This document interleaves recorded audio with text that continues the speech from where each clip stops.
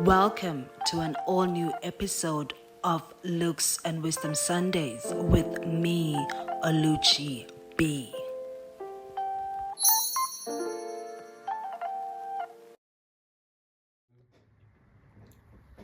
Hey guys, and welcome to another exciting episode of Looks and Wisdom Sundays with me, Oluchi B. Please say the pain, aka the elusive pundit. Honey, how are you feeling? How are we feeling at Papa? We're good, amazing. I know, right? I'm feeling good too, but we have been under pressure. I don't know if it's like year-end fatigue, but it can't be fatigue because we're still pressured, so we're not tired. We're still like at work, they stressing me out, like Oluchi B stressing, like we pushing slavery, like literally we've been pushing slavery the whole of October. Physically tired, but mentally strong, and we know what we're doing and why we're doing it. So we're very excited to be here today to bring you this show. There's a lot of awareness going on in October. October is going on, and we spoke about that using Gabelo Mabelana's story, I Ran For My Life. And then it's also Breast Cancer Awareness Month, as well as Menopause Awareness Month. So we're going to be talking about those topics in the next coming weeks.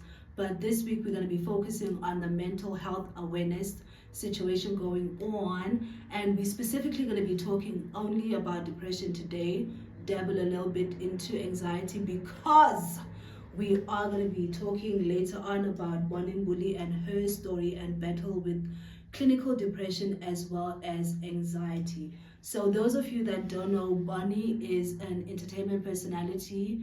I remember her when she started out her career in backstage back in the day, and then you know her from Afternoon Express, SABC3. And you said she was like go to there. She was working so hard. Exactly. So you know the Queen. I also know her from the Hillsong churches, because I remember when I was like part of the Hillsong situation. She was also there with her then husband. I think they were very heavily involved in the church. But these days, the Queen is still very much part of the entertainment industry, presenting. And one of the best gifts that she has given us is obviously this book called Eyebags and Dimples that she wrote, chronicling her battle with depression and anxiety. And we're going to get to her story later on. But you know, we are an education channel. We're going to be focusing first on the education and then get into the celebrity tea later on. So without further ado, you guys know we like a good definition over here at Looks and Wisdom. But before we get into that definition, let's get into some stats. So according to the government website, 1 in 3 South Africans will suffer from depression or experience depression-like symptoms. Secondly, 1 in 4 South Africans, actually let me say only 1 in 4 South Africans who do know that they have depression and have seek help will be able to get assistance in terms of maybe getting into therapy or getting into medication. Depression is the leading cause of suicide and suicidal thoughts in South Africa. And what else do we want to add? Let me see. Suicide is also, not suicide. Depression is also one of the most common diseases. And I mean disease like cancer, sugar diabetes, addiction. It is a disease, one of the most common diseases that we have in this country, but also one of the diseases that are not taken seriously or mainly spoken about. So according to the government website, 1 in 3 South Africans will suffer from depression or experience depression-like symptoms. Secondly, 1 in 4 South Africans, actually let me say only 1 in 4 South Africans who do know that they have depression and have seek help will be able to get assistance in terms of maybe getting into therapy or getting into medication. Depression is the leading cause of suicide and suicidal thoughts in South Africa. And what else do we want to add? Let me see. Suicide is also, not suicide. Depression is also one of the most common diseases. And I mean disease like cancer, sugar diabetes, addiction. It is a disease, one of the most common diseases that we have in this country, but also one of the diseases that are not taken seriously or mainly spoken about. Now, getting into the definition of depression. Depression is called a major depressive disorder. It is a common and serious medical illness that negatively affects how a person feels, the way they think, and the way that they act. I wanted to add this lightweight definition talking about the fact that it's pockets of sadness that last for a long time and interferes with normal and everyday functioning. So number one, depression is a very serious illness. It is considered an illness and a disease, and it negatively affects how you feel. It also affects how you think and also affects how you act. So if you have long pockets of sadness, long pockets of anxiety, long pockets of depression, you might be suffering from depression, the disorder. And now getting into how to know that you may be suffering from depression. So one of the first things is that you often feel very sad, very anxious, not sometimes, but most of the time and as often as possible. The second thing is that you are not wanting to do activities that used to be fun. And then the third thing is you feel irritable, you get easily frustrated, or you become restless.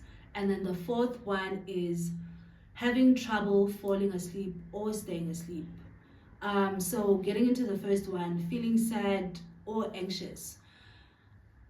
I often feel sad and anxious when there's like something that I want to do and I'm supposed to do and haven't gotten to it, or I feel sad when things are not moving in my life in the direction that they're supposed to. That's like normal anxiety and sadness. But if that lasts for like a long period of time where you find yourself, you are sad and anxious for like a couple of days, couple of months, and you can't get yourself out of the sadness and anxiety, it could be a sign of depression. And secondly, not wanting to do fun activities that you used to do, curling yourself, staying in your room all day and not wanting to do something. Like for example, there was a time when I was like, this was 2020, I was like suffering a little bit and I didn't even want to write, and writing is one of my favorite activities that actually get me out of stress and depression. So that's what we mean by not having the same appetite to do what you normally did in your life and enjoying yourself. And then feeling easily irritable. I get this a lot from people at work where people just popcorn, people can't contain themselves, everything is just like, oh, like literally you see someone passing by your office, you're like, oh, they're grating my tits. So that's like that easily feeling irritable and irritated. And then having trouble falling asleep and staying asleep. There are people who actually wake up every night at like around 3 o'clock and they can't sleep, or wake up in the middle of the night and they can't sleep, and they take like 3 hours, 4 hours before they sleep again. So it could be that. And also waking up early or sleeping too much. For example, you can't stay asleep for like elongated periods of time, so you keep waking up or you staying up. So it's twofold. You cannot sleep at all, or you sleep and then you wake up randomly in the middle of the night, or you're sleeping too much, or waking up too early. So if your sleep patterns don't look normal or don't feel normal, and it's not like sleep at 10, wake up at 6 type of thing, you might be suffering from depression. And also the appetite can be affected where you're eating more than you're supposed to. We get like stress eaters and emotional eaters. What are you, T? Are you like a stress eater? I've never thought about that, hey? I don't eat. What's the difference between a stress eater and an emotional eater? It's the same thing. Stress is an emotion. Okay, I don't think so.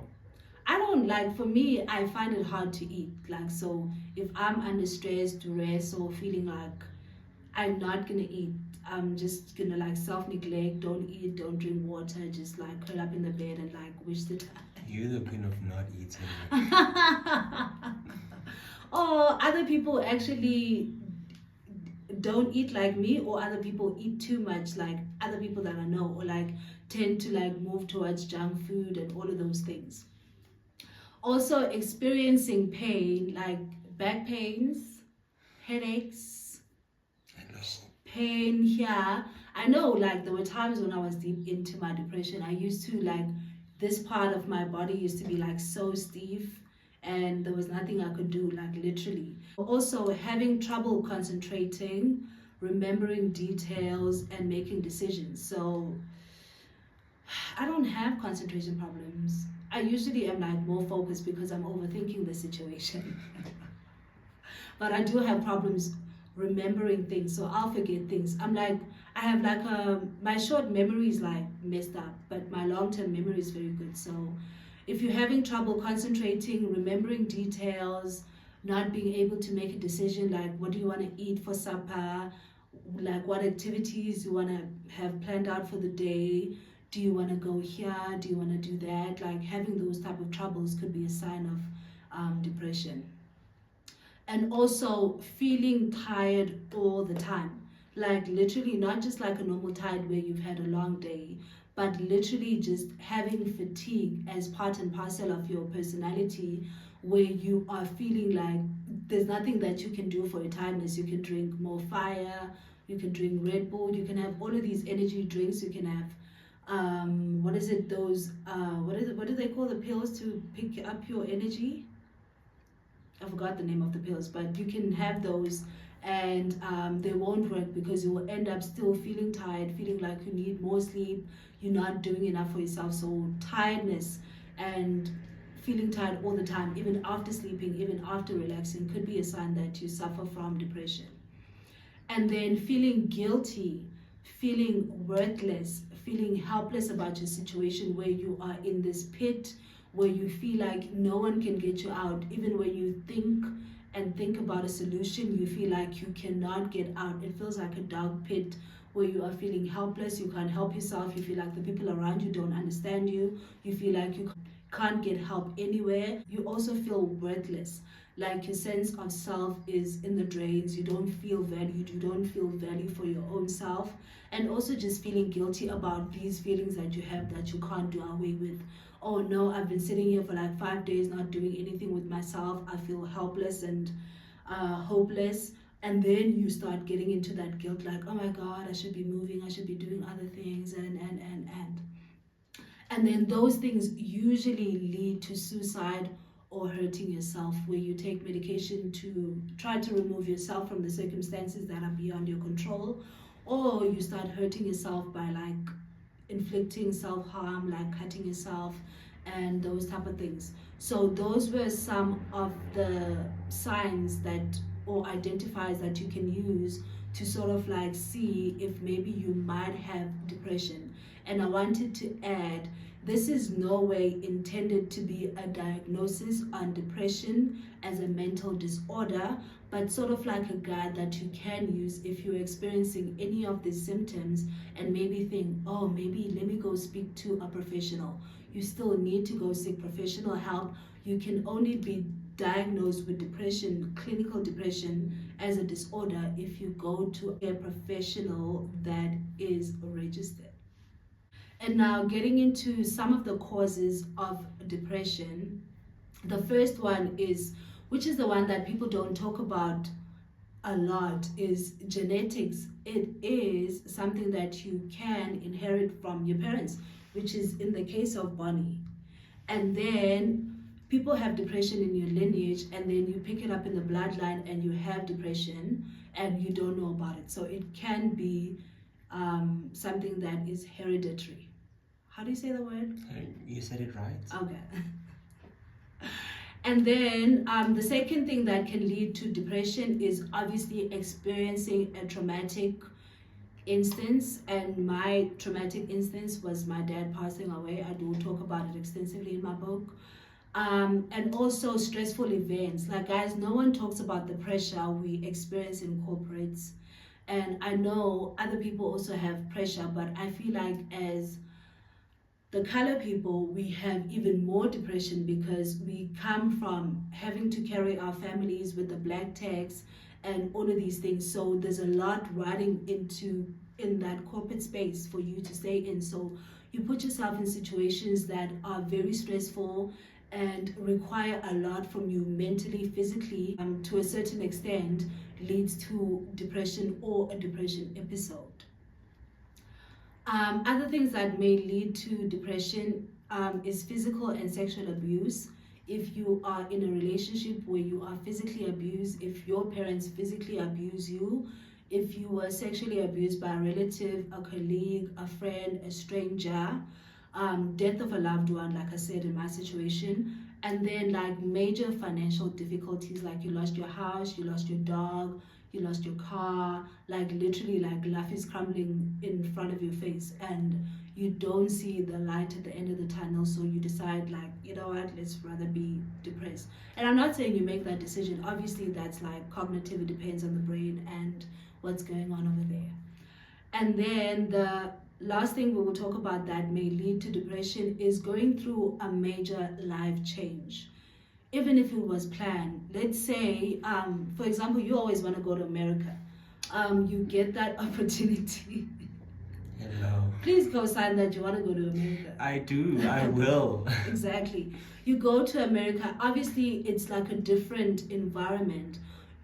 There's something called change management that we never talk about, which is responsible for like having pockets of anxiety and depression and having like negative feelings. When you make a decision, you go with this decision, but then there's still your brain has to catch up with the change that you have now implemented in your physical world.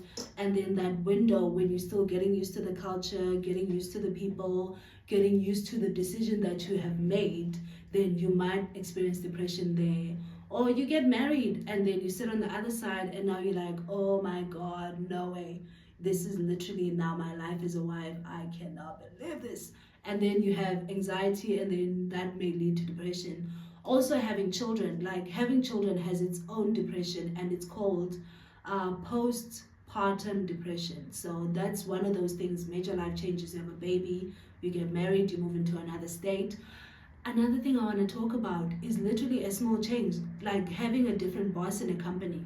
Because you know how that can like affect the whole culture in an organization. And I was thinking about it now, like a lot of people in my company are just going through like a major anxiety, depression phase because we have a new boss coming next year, January, and everybody's like, oh my God, panicking internally, but they don't know it. But I was like, honey, these people are experiencing the 4 stages of grief or change or whatever. So that's what we mean by going through a major life change.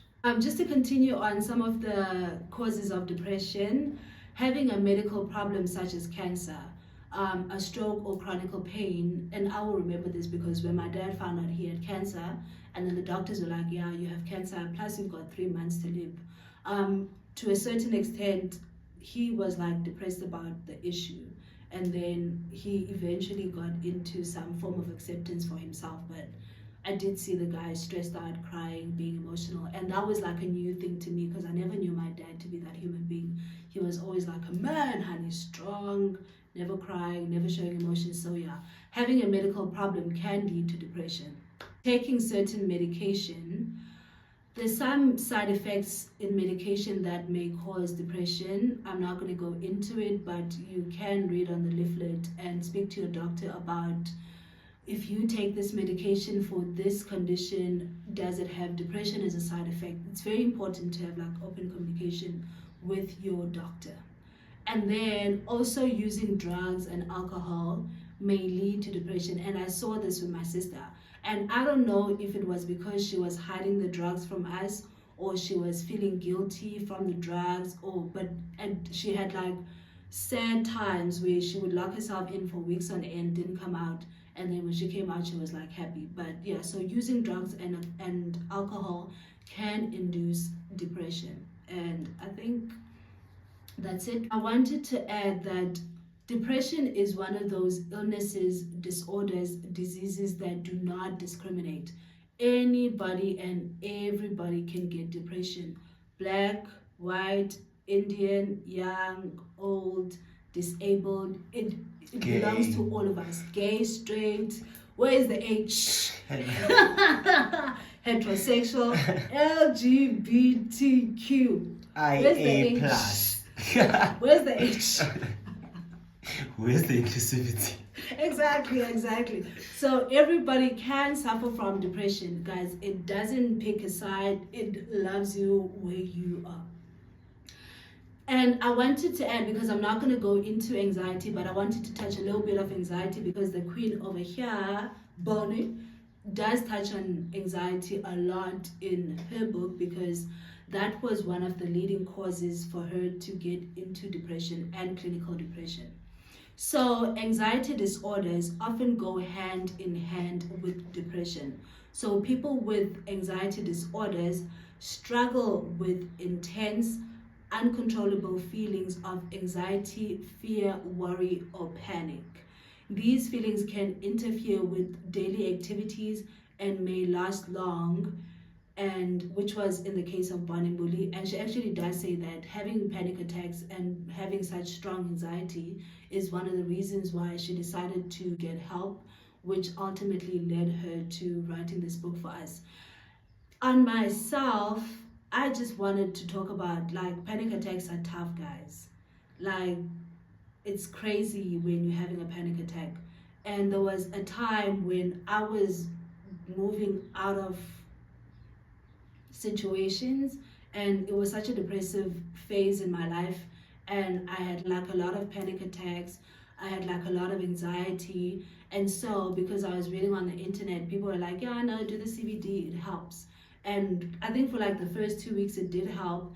And I remember this other time I took a lot of the CBD, and then I went to bed, and literally in the middle of the night I woke up with like an anxiety panic attack, and I couldn't sleep. And then that's when I knew. I was like, hey guys, this is not normal. I'm taking calm medication, I'm using CBD, I'm doing the best that I can. I think it's best that I get help from someone else.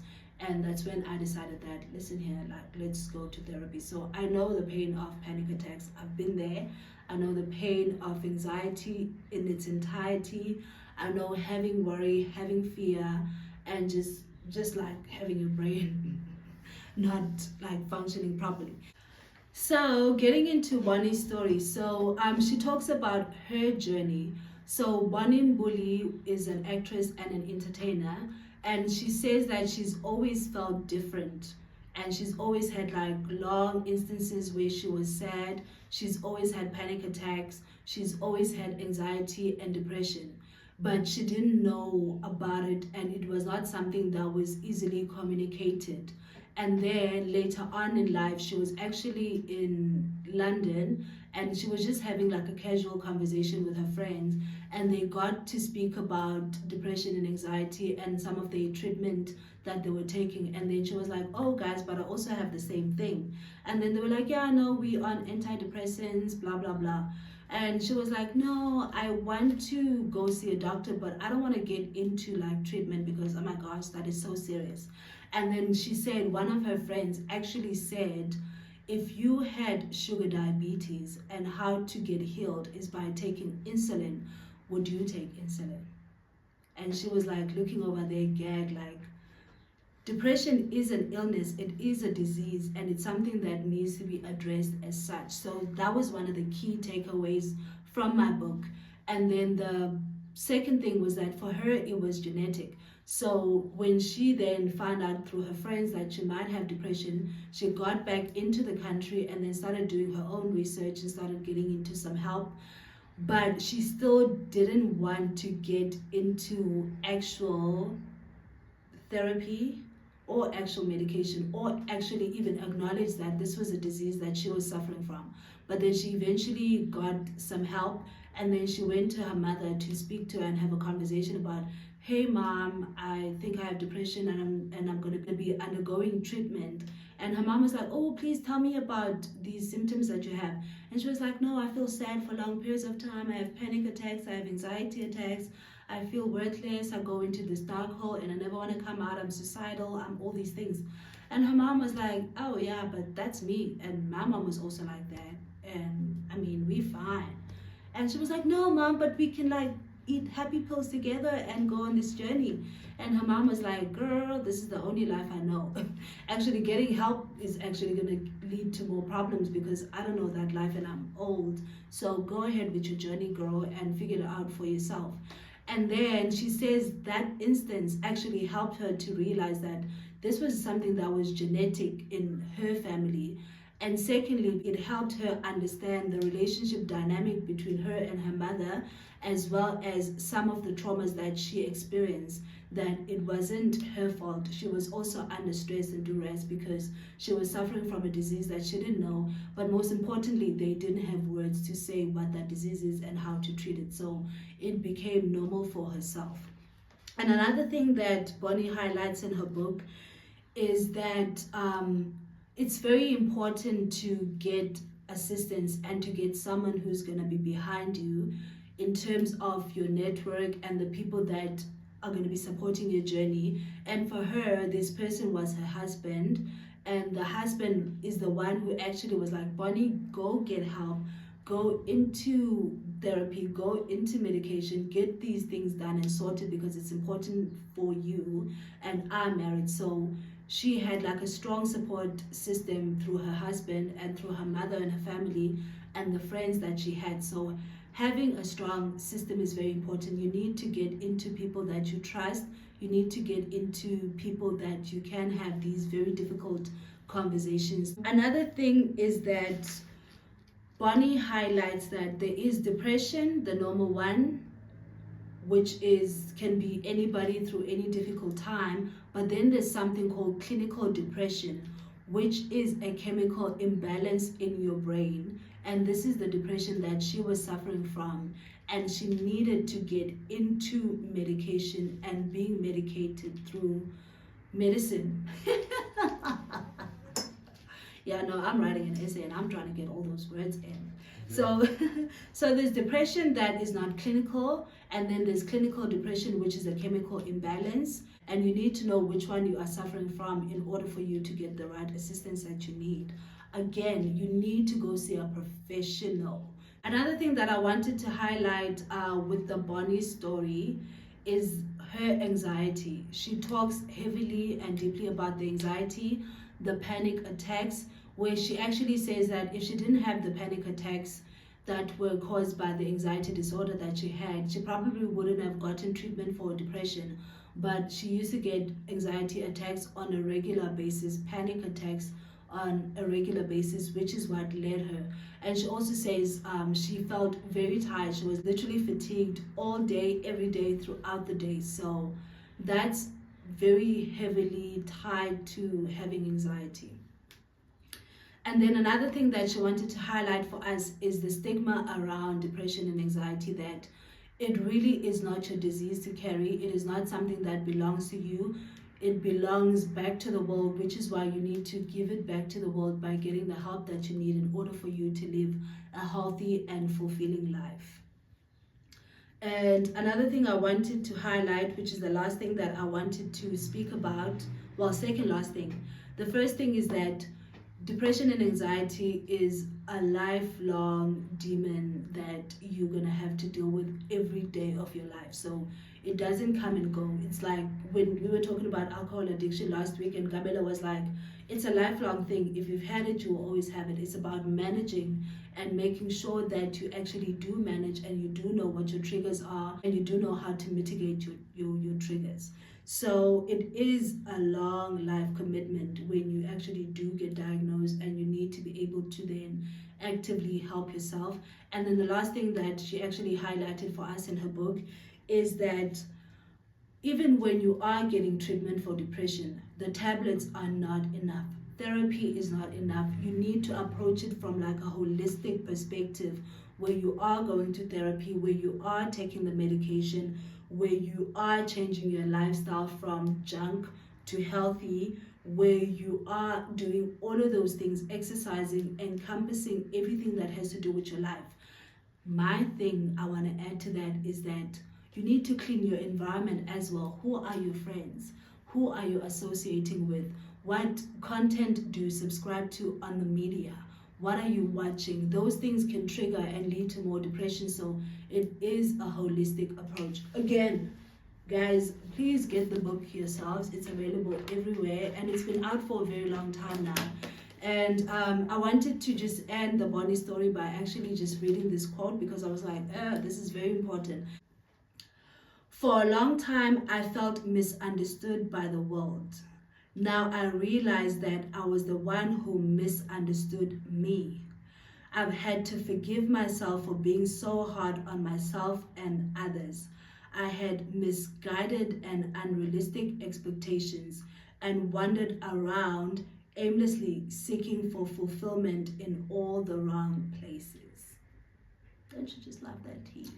Because when I wrote my book, I also felt like that. I was like, who's me? Where am I going? What am I doing? And also felt like I was looking for me in like the wrong places, the toxic relationships, toxic friends, and all of those things. So thank you, Bonnie. And now getting into the last segment, the treatment options available, but it's only 2, so we're not even going to open the prompter again. So it's only 2 treatment modalities available for depression.